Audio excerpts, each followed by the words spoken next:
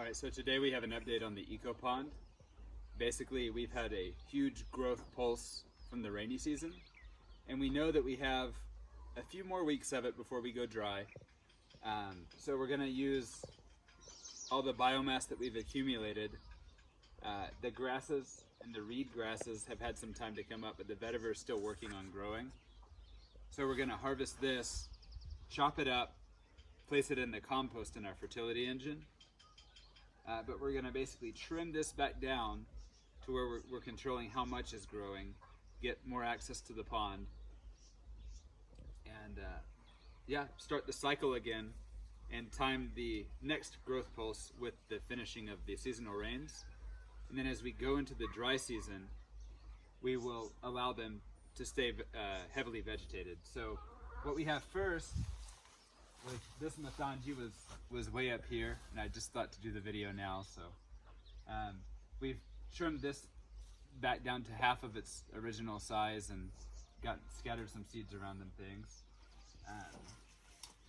Some of the aquatic species that we planted are starting to anchor in a little bit. This has started to spread here, so we've thinned it out some, trying to keep it. I like the this. It's kind of like cattails, but it's called dotua. For water transitions, it's nice as a landscape design. And as we were trimming this down, we realized, wow! Like in just the past few weeks, our aquatic species have nearly covered the surface of the pond, which is fantastic because that's even more biomass to harvest, and that's coming straight out of the aquatic system.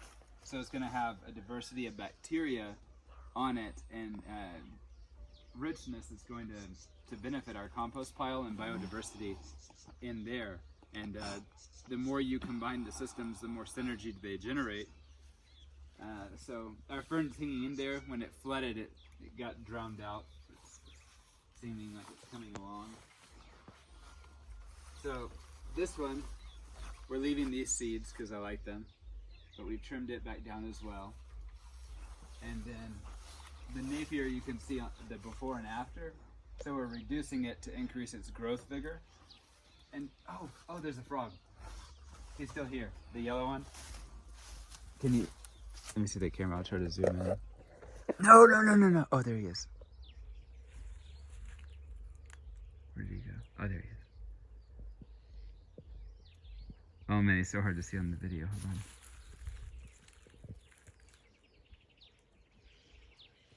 I can see him in person, but I can't see him on the video. Where is he? He's somewhere. Can you see him on the camera?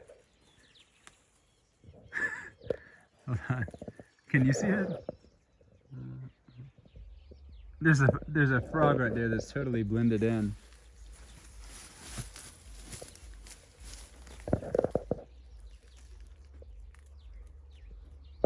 It's like invisible on camera. He's sitting right there. Oh, there he is. Yeah, on the camera right there. Nice. So we haven't seen that kind of frog here yet. But let's zoom back out to the 0.5 or whatever zoom you were at. Okay. So this biomass is accumulated from the collection of the water. So we're using the water as a resource to create more fertility to go into our compost pile, which generates more bulk and biodiversity. And then these vetivers here, they're just now starting to grow. We've had them in to the property for 4 or 5 months.